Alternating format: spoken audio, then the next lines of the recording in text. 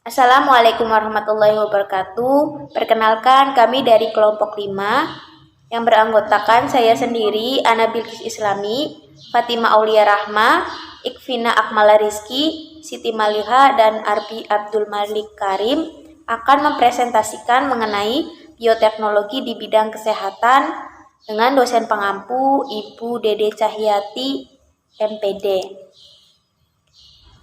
Yang pertama yaitu pengertian bioteknologi. Bioteknologi merupakan seluruh aplikasi teknologi yang menggunakan sistem biologi, organisme hidup atau turunannya untuk membuat atau memodifikasi suatu produk atau proses untuk penggunaan yang spesifik. Bioteknologi terdiri dari bioteknologi tradisional dan modern. Bioteknologi di bidang kesehatan. Sejalan dengan perkembangan ilmu pengetahuan dan teknologi, bioteknologi di bidang kesehatan atau kedokteran juga semakin maju dengan penggunaan biomolekuler untuk kebutuhan manusia. Bioteknologi modern dalam bidang kesehatan atau kedokteran berperan penting dalam diagnosis, pengobatan, dan rekayasa genetik. Pemanfaatan bioteknologi di bidang kesehatan. Ada beberapa pemanfaatan bioteknologi di bidang kesehatan, diantaranya yaitu pembuatan antibiotik, pembuatan insulin, pembuatan vaksin, antibodi monoklonal, DNA rekombinasi, teknologi plasmid, fusi sel atau hibridoma, dan sel punka. Yang pertama adalah pembuatan antibiotik. Produk bioteknologi sudah banyak digunakan di bidang kedokteran, yaitu pembuatan antibiotik.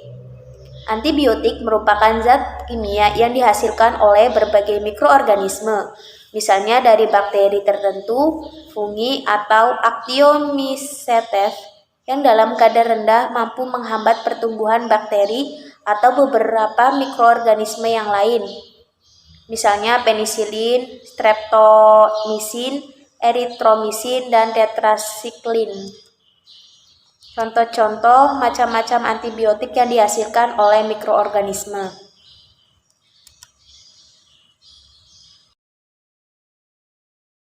Yang kedua yaitu pembuatan hormon insulin. Hormon insulin adalah hormon yang dikeluarkan oleh kelenjar pankreas dan berfungsi untuk mengatur kadar gula darah. Penderita diabetes mellitus tidak mampu memproduksi insulin.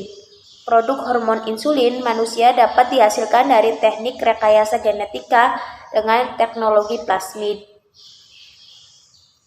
Insulin sendiri adalah hormon yang berfungsi untuk menurunkan kadar gula dalam darah. Produksi hormon insulin dapat dilakukan dengan mentransplantasikan gen-gen pengendali hormon tersebut ke plasmid bakteri. Keberhasilan memindahkan gen insulin ke manusia ke dalam bakteri sudah dapat diperoleh, yaitu melalui bakteri-bakteri yang tumbuh dengan metode fermentasi. Yang ketiga yaitu pembuatan vaksin. Untuk pencegahan jenis penyakit tertentu sesuai dengan jenis vaksinnya, seperti polio, cacar, hepatitis B, TBC, dan sebagainya.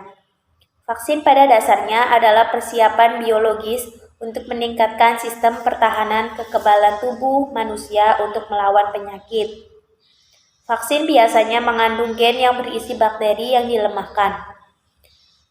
Setelah disuntikan ke dalam tubuh manusia, vaksin dapat merangsang sistem kekebalan tubuh untuk mengenali agen mikroorganisme penyebab penyakit infeksi sebagai benda asing dan mengenalinya, sehingga sistem kekebalan tubuh dapat menghancurkan atau membunuh mikroorganisme ini yang menyebabkan infeksi. Yang keempat adalah antibodi monoklonal. Antibodi merupakan protein yang dihasilkan oleh sel limfosit B atau sel T untuk melawan antigen yang masuk ke dalam tubuh. Tubuh mempunyai kemampuan alamiah untuk menghasilkan antibodi. Antibodi monoklonal adalah antibodi monospesifik yang dapat mengikat satu epitop saja. Antibodi monoklonal ini dapat dihasilkan dengan teknik hibridoma. Langkah-langkah dalam pembuatan antibodi monoklonal yang pertama adalah imunisasi, Kedua, isolasi sel imun. Yang ketiga, isolasi sel tumor. Yang keempat, screening sel atau hibridoma. Dan yang kelima adalah perbanyakan klon. DNA rekombinasi. DNA rekombinasi adalah suatu bentuk DNA buatan yang dibuat dengan cara menggabungkan atau merekombinasi dua atau lebih untaian benang DNA yang dalam keadaan normal tidak berpasangan atau terjadi bersama. Pada bahasa biologi molekuler, modifikasi genetik dilakukan dengan memasukkan DNA yang relevan ke dalam DNA organisme yang hidup, misalnya pada plasmid bakteri, untuk menjadikan suatu sifat khusus tertentu seperti antibiotik dan sifat lain. Proses rekombinasi DNA yang umum dilakukan adalah dengan menggabungkan untaian DNA dari dua organisme yang berbeda. Bergabungan dua DNA dari organisme yang berbeda, misalnya pada suatu plasmid bakteri, dibentuk oleh enzim ligase. Teknologi DNA rekombinan melalui teknik pemotongan DNA merupakan salah satu bukti penguat yang menunjukkan bahwa DNA adalah suatu unit pewarisan. Pemanfaatan. Penemuan teknologi DNA rekombinan membuat kegiatan analisis dan rekayasa genetik semakin berkembang, khususnya dalam bidang-bidang yang telah lama mempraktikkan pemodelan dan analisis genetik seperti kedokteran, pertanian, dan industri. Transfer gen antara organisme saat ini dapat dilakukan bahkan di antara organisme-organisme yang secara biologi dahulu tidak bisa bergabung. Proses transfer gen yang secara konvensional menggunakan produksi seksual, yaitu persilangan, dapat dihindari, misalnya pada produksi jagung BT yang salah satunya tersusun dari gen bakteri yang ditransfer ke manapun jagung untuk membuat jagung tahan terhadap hama penggerak di Eropa. Penanda molekuler telah tersedia untuk membuat proses seleksi menjadi lebih efektif dalam efisien. Teknologi plasmid merupakan salah satu teknik yang dipakai dalam bioteknologi modern yang memanfaatkan plasmid bakteri sebagai faktor dalam manipulasi DNA atau manipulasi gen makhluk hidup target.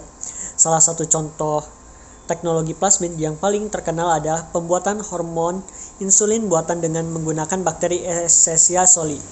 Teknologi plasmid akan mengubah sifat asli bakteri Escherichia coli yang secara alami tidak dapat menghasilkan insulin.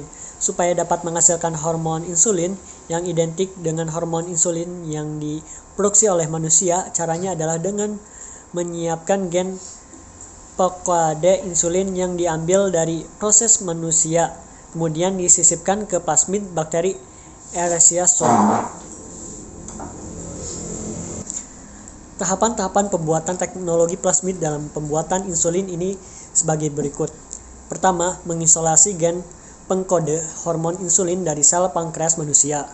Kedua, memotong gen pengkode hormon insulin dari sel pankreas manusia dengan enzim restriksi. Ketiga, mengeluarkan plasmid dari bakteri Escherichia coli. Keempat, memotong plasmid dari bakteri Escherichia coli dengan enzim restriksi. Kelima, menyisipkan gen pengkode hormon insulin dari sel pankreas manusia ke plasmid bakteri Escherichia coli. Keenam, merekatkan gabungan gen dan plasmid dengan enzim ligase. Ketujuh, terbentuk DNA rekombinan. Kedelapan, memasukkan DNA rekombinan tersebut ke sel bakteri Escherichia coli. Kesembilan,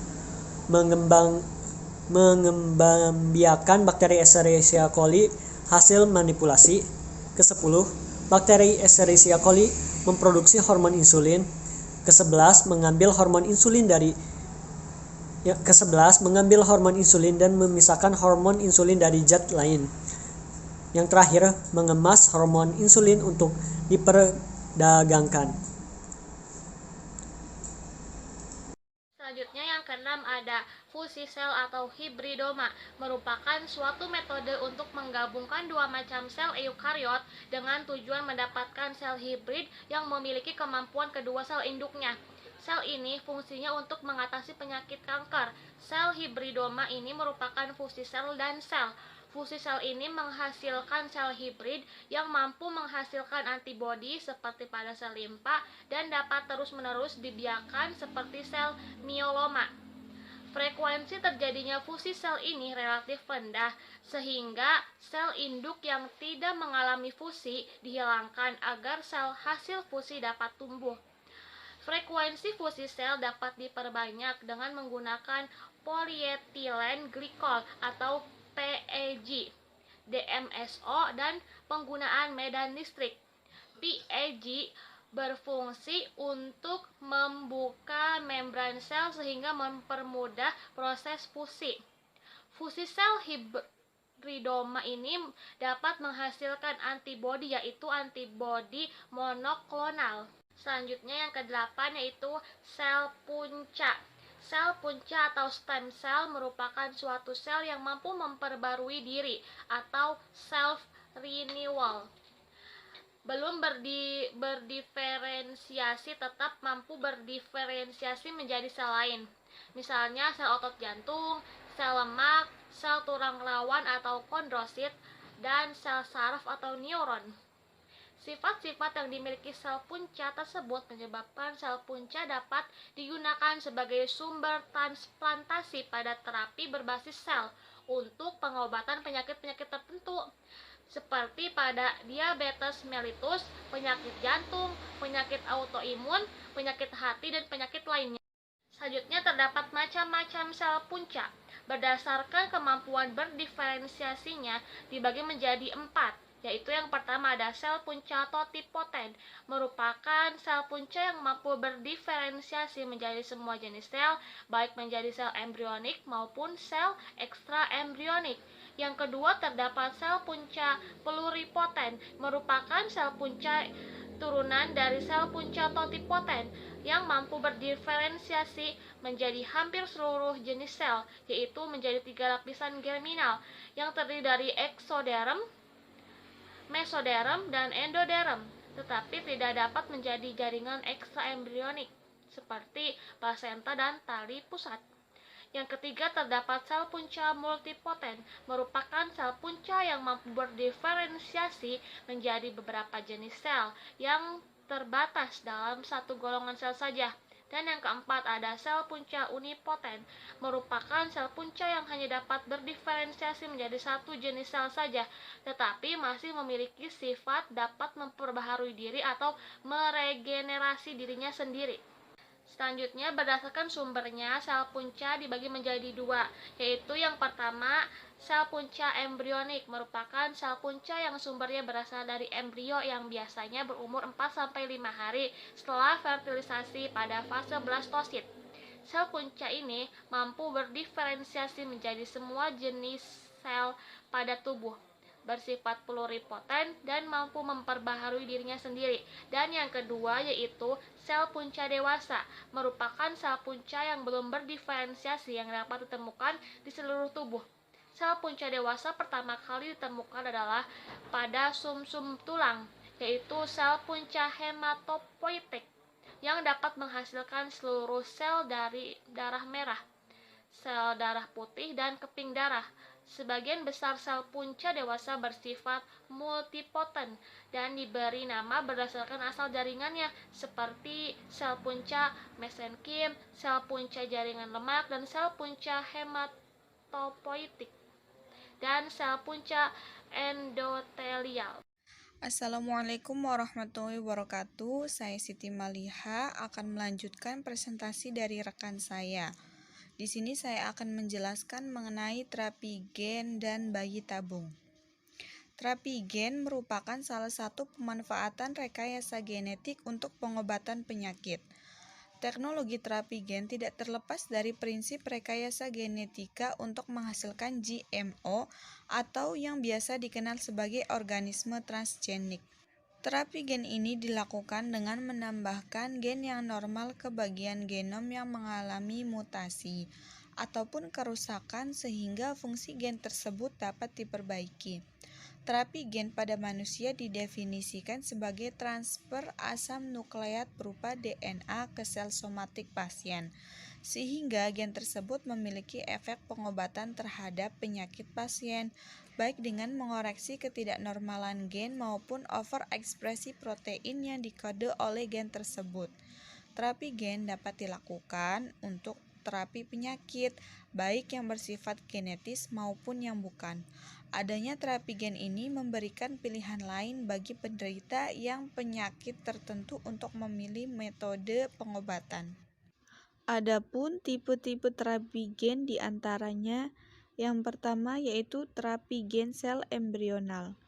Pada terapi gen sel kelamin ini digunakan sel kelamin jantan maupun sel kelamin betina yang dimodifikasi dengan adanya penyisipan gen fungsional yang terintegrasi dengan genomnya.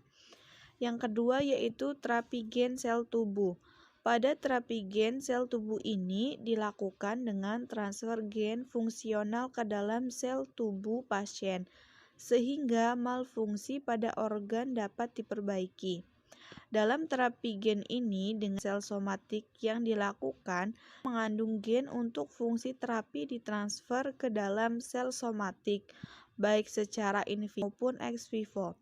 Transfer gen tersebut biasanya ditunjukkan secara langsung ke organ atau jaringan spesifik sehingga gen dapat terekspresi dengan baik. Selanjutnya yaitu bayi tabung.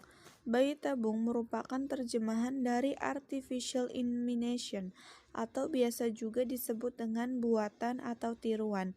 Jadi bayi tabung merupakan bayi atau anak yang dihasilkan bukan melalui hubungan biologi suami istri, tetapi dengan cara mengambil sperma laki-laki dan ovum wanita, kemudian digabungkan di dalam sebuah wadah atau tabung yang telah disediakan oleh ahli medis yang kemudian dibiarkan untuk beberapa waktu untuk terjadi pembuahan. Kemudian setelah diprediksi akan bisa menjadi janin, maka embrionya kemudian dipindahkan ke dalam rahim wanita. Adapun cara bayi tabung yang sudah dikembangkan secara praktik di dunia kedokteran dibagi menjadi dua. Yang pertama yaitu Gemini Intrafallopian Transfer atau biasa disebut IVT, merupakan metode untuk mempertemukan sel benih gamet antara ovum dan sperma dengan cara menyemprotkan campuran sel benih itu menggunakan kanul tuba ke dalam ampula. Yang kedua yaitu fertilization. Cara bayi tabung yang sudah dikembangkan secara praktik di dunia kedokteran diantaranya yang pertama Gemnet Intrafallopian Transfer merupakan metode untuk mempertemukan sel benih gamet antara ovum dan sperma dengan cara menyemprotkan campuran sel benih itu menggunakan kanul tuba ke dalam ampula. Yang kedua yaitu fertilization in vitro, yaitu merupakan inseminasi yang dilakukan dengan cara mengambil sperma suami dan sel telur atau ovum istri kemudian diproses di dalam vitro tabung. Setelah itu terjadilah pembuahan, lalu ditransfer dan dipindahkan ke dalam rahim. Dampak positif dan negatif penerapan bioteknologi di bidang kesehatan.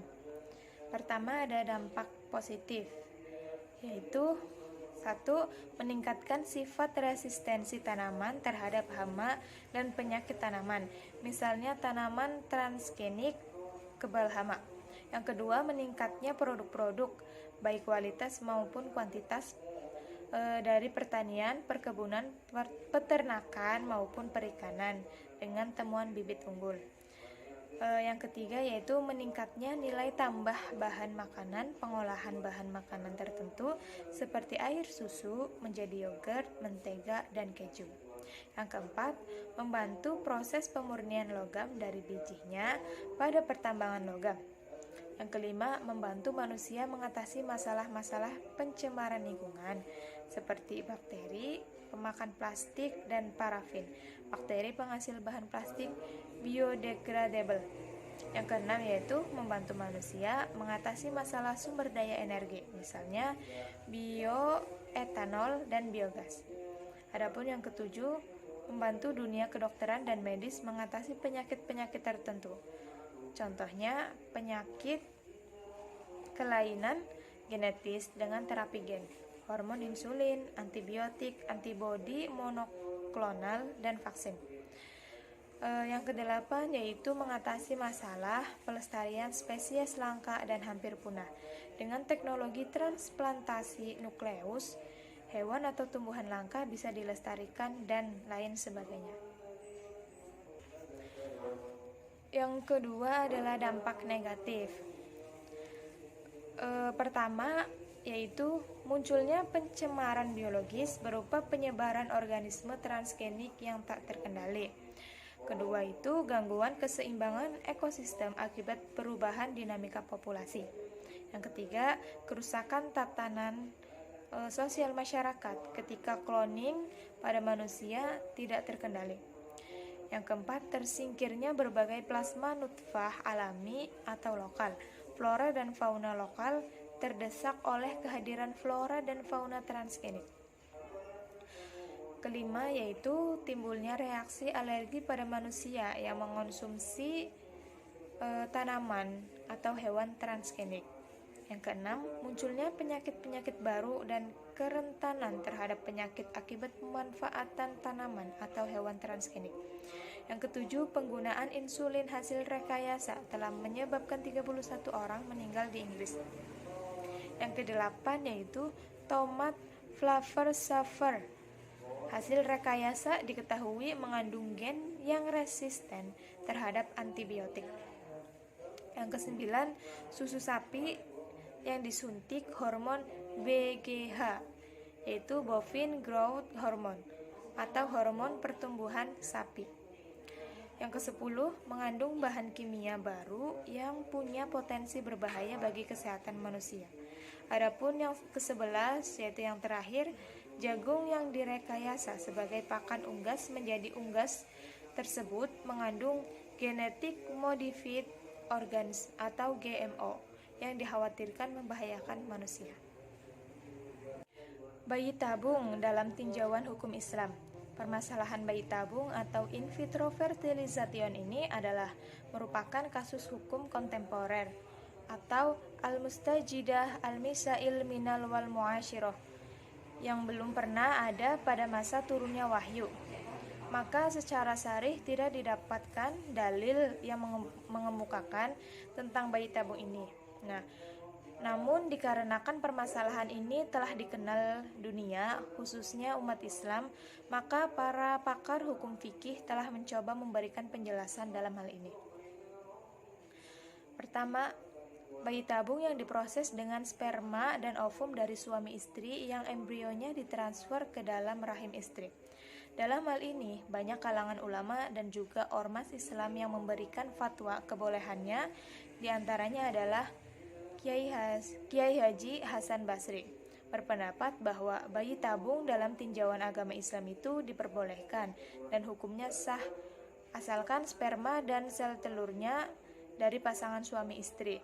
Oleh karena itu, perkembangan ilmu pengetahuan yang menjurus kepada bayi tabung dengan positif patut disyukuri keberadaannya. Dan ini merupakan karunia dari Allah Subhanahu wa taala. Sebab bisa dibayangkan sepasang suami istri yang sudah 14 tahun mendambakan seorang anak dapat terpenuhi. Yang kedua yaitu Profesor Dr. Andes Hussein Yusuf. Bayi tabung boleh dilakukan bila sperma dan ovum dari suami istri yang diproses dalam tabung setelah terjadi pembuahan kemudian disarangkan ke dalam rahim istrinya sampai terjadi kehamilan. Dan otomatis anak tersebut dapat dipertalikan keturunannya dengan ayah beserta ibu dan anak itu mempunyai kedudukan yang sah menurut syariat Islam.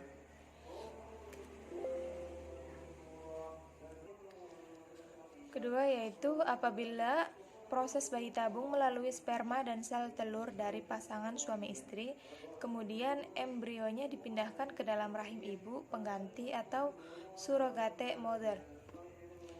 Itu pertama, beberapa pendapat yang memperbolehkan.